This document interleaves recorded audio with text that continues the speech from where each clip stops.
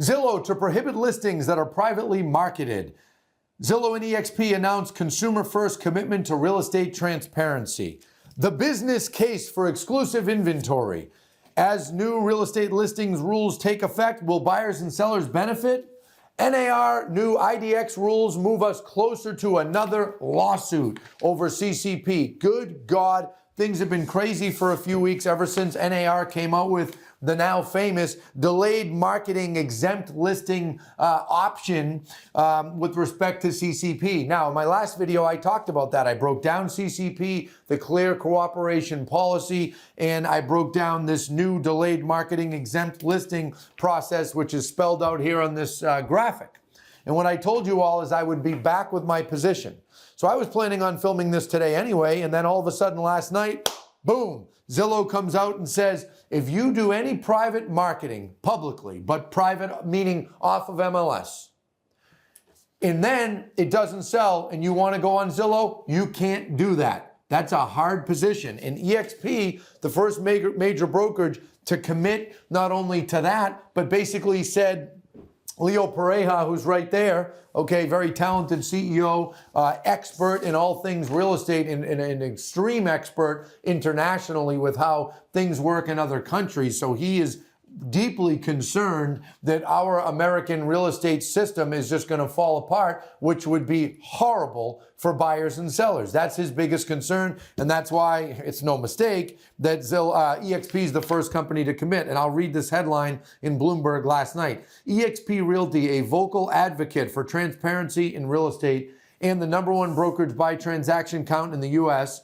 is the first to join Zillow and commit to posting listings in the multiple listing service within 1 day of publicly marketing to consumers and ensuring that eXp listings are on Zillow and available to the largest possible audience. So, this is so interesting, folks. And I want to say to all of our real estate friends out there, all of mine that are watching, many of you are spoiled over the last 5 to 8 years with everything selling quickly. And many of you, and I even think there's some people that are running some big companies that are losing sight of this.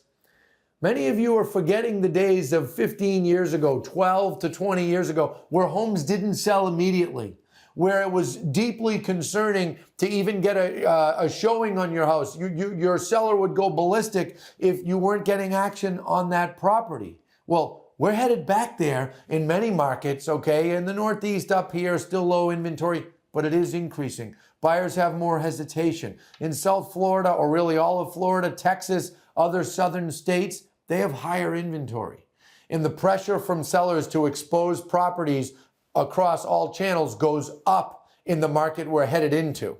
In the market that we've been in for 5 years, there's not as much pressure from sellers on that, and sellers have the ability to get cocky. So when Robert Refkin at Compass says, oh, people want the right to privately market their homes however they want, well, okay, they do have a right in some ways, especially with the new rules, but very, very, very, very few sellers actually want to do that. Okay, anyone who tries to say it's 20% of sellers, they're full of shit. That's just not the truth. It's not 20% of sellers. It might be like 0.20% of sellers, okay? And in the market we're headed into over the next 5 years, less sellers are going to want to do it. I mean, really, let's think about it. When there's a syndication issue, when a listing is listed and there's a syndication issue and it doesn't end up on Zillow within a few hours, sellers they're calling their agents. Why isn't my house on Zillow? Why isn't my house on Zillow? Zillow knows that, and they're flexing their muscles, and I have to say, I don't blame them.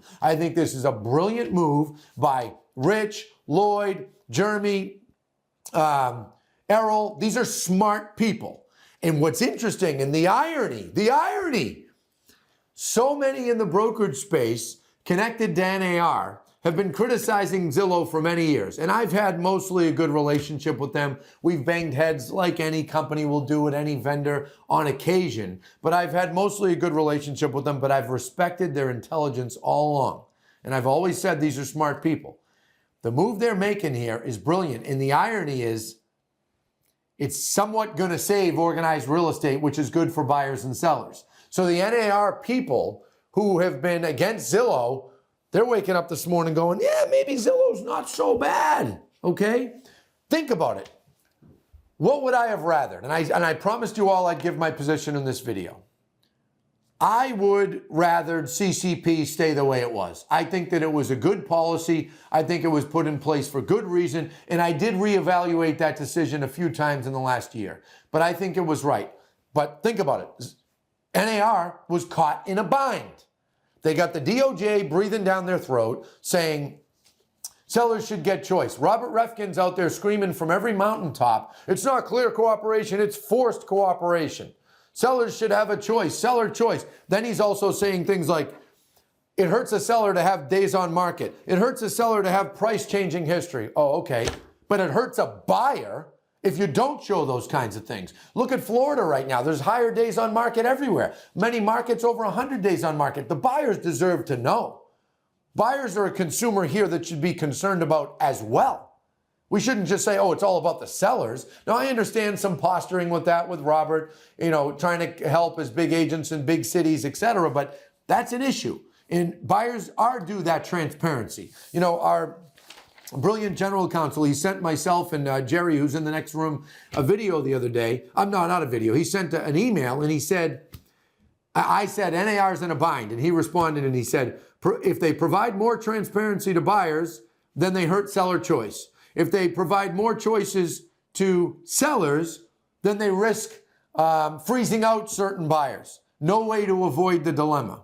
They're just trying to find the right balance. Well, that's tough. So then they come out 3 weeks ago and they please all the people, which seems to include the DOJ, with, hey, we're sticking with CCP, but we're adding this delayed marketing exempt listing option. Okay, stay with me. Don't end the video. And by the way, like it along the way if you could. We'd appreciate that. Within a week, Mike Del Prete comes out with the business case for exclusive inventory. Classic Mike Del Prete, breaks everything down, breaks down all the numbers, explains the differences in the commissions, and basically paints a picture that, hey, it's financially better for brokerages if they keep the listing in-house. Yeah, I guess. I don't always agree with that notion. If we have a buyer and a seller, and the seller sells with us, if one of our buyers buys that listing or buys another listing out in the marketplace, doesn't really make much of a financial difference, if any, to my brokerage. But some people think that, and I understand parts of that argument. But then Mike put this image in. I actually don't know if Compass actually has this billboard out there, so I just want to qualify it with that. See, 25% of the homes for sale 1 week before any other site, where homeowners choose to market first. No days on market, no price drop in history, no price drop history, compass.com. So obviously they're doing this to compete with Zillow, but back to the point. So this article comes out. Then another one comes out in USA Today.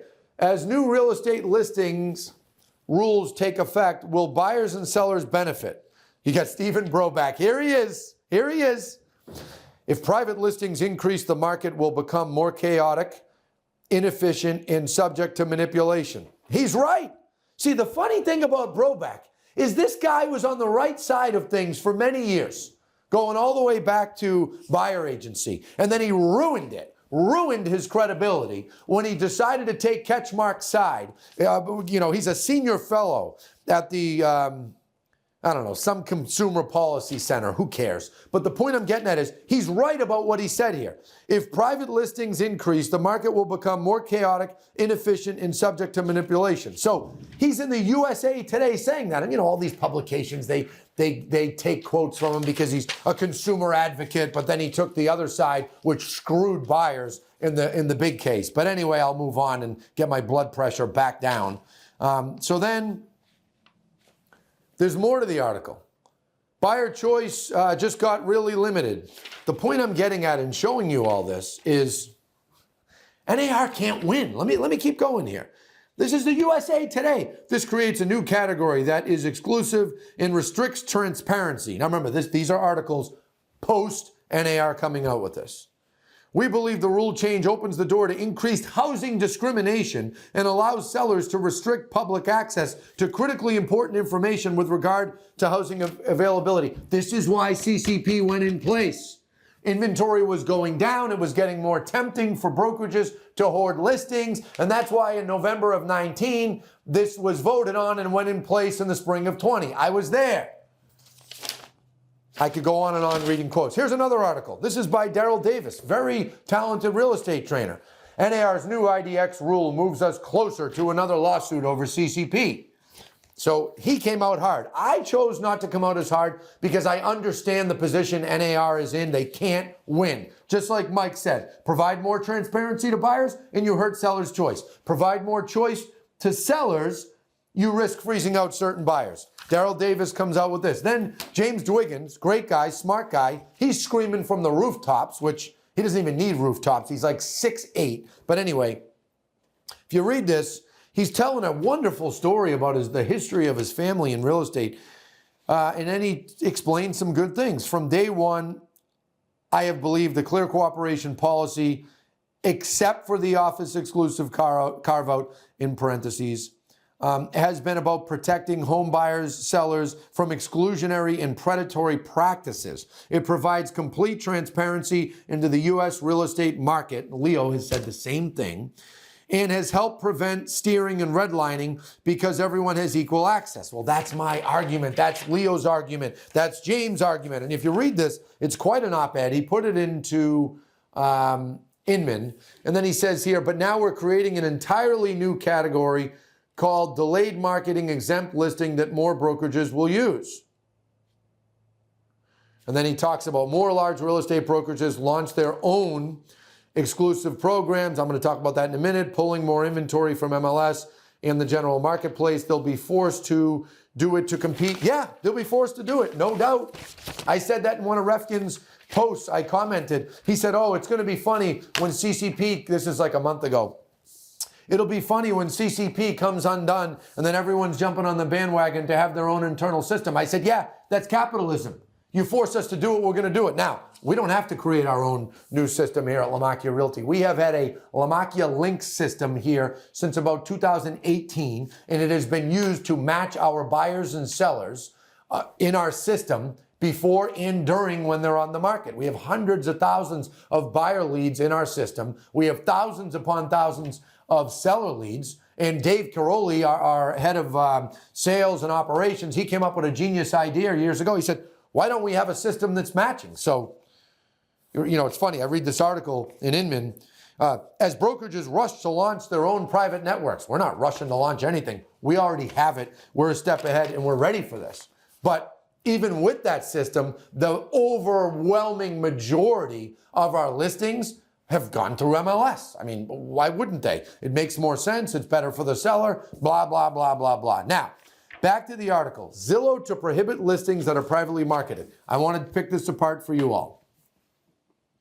Interesting comments from Errol in here. Errol's a smart guy. Errol Samuelson, I believe is his name. Yes, it is. The portal will operate by the motto that a listing marketed to any buyer must be available to every buyer. Smart wording. The new standards will go into effect on both Zillow and Trulia beginning May 1st. So this is interesting. If it has been publicly marketed to a select group instead of an entire population via the MLS, Zillow will not publish the listing at all. So listen closely, listing brokers. If you decide to go with this delayed marketing exempt listing, which forces you to put it in the MLS, but also forces you to only market it brokerage to brokerage and consumers don't see it, Zillow's going to see that and they're going to say, now you're not listing on Zillow. That's what they're going to say. And they're taking a hard line. And I have to say, I think it's a brilliant move.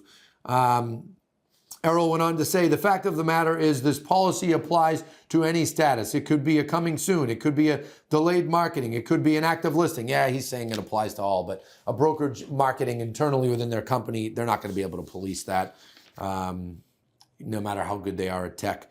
And he goes on and on about his position. Let's see here. Now, let's read about eXp. eXp, which has long advocated for industry transparency, has vowed to support Zillow's commitment to clear cooperation, which stipulates listings must be placed on the MLS within 24 hours of being publicly marketed. So, you know, this has gone on everywhere. Unless you're in some sort of private MLS, like we are here in Massachusetts, operating on MLS PIN, that's different. Leo goes on to say, eXp will always take a position that protects consumers first. That's non-negotiable. Then he talks about the partnership. I think I should read this. This partnership is about delivering value and building trust, two things that matter more than ever in today's rapidly evolving real estate landscape. By tapping into Zillow's massive consumer reach, eXp agents are positioned to serve more people and create more opportunity. At the end of the day, this is a strategic move that reflects our relentless commitment to innovation. Yeah, blah, blah, blah, blah, blah. He's touting his company. I would be too. Then Errol says, it's simple. Sellers want exposure and buyers deserve access. A lot of good commentary in here. Any way you look at this, Zillow has made a huge power move here. They've basically made themselves the enforcer. Think about that one. All along, NAR and the MLSs have been the enforcer. Zillow just stepped in and said, now we're the enforcer. Now, they didn't say that, but they basically said that, and that's what's happened here. And I can't blame them. And I just want to mention a couple things with Zillow. And then I want to talk to Compass agents at Compass. Zillow doing this, they're doing it to protect themselves, but they're also doing it because they realize NAR is in a bind. NAR literally can't. What did I just show you? NAR comes out, they make a slight adjustment. Everybody's saying, you're going to get sued. That's the next lawsuit. And guess what? The goddamn plaintiffs' attorneys all over America, they're sitting there reading the articles going, ooh, here's the next lawsuit. Remember what I told you all? These plaintiffs' attorneys, they're not going to just go away. They're not going to go away till they get punched in the mouth. When they get punched in the mouth, with legally I'm talking about, then they're obviously going to change position and go pick on another industry, okay? Compass and Compass agents. Many of you have been following Robert, and I don't knock you for doing that, and you've been backing Robert's position of seller choice, and sellers should be able to choose, they should be able to privately market, etc. I get it, and hey, I'm fortunate that many agents here at Lamacchia Realty follow what I preach as well and support me, and I appreciate that. But I just want you to think about something, and I want you to think hard. Follow me here. If you work in a market where there's a ton of anywhere companies, some of you are like, what does he mean, anywhere companies? Sotheby's, Coldwell Banker, Century 21. If you work in a market that they have high market share, like I do here in Eastern Massachusetts, when I say I work in this market, those companies together have way more market share than I do. Well, they're all owned by Anywhere Real Estate.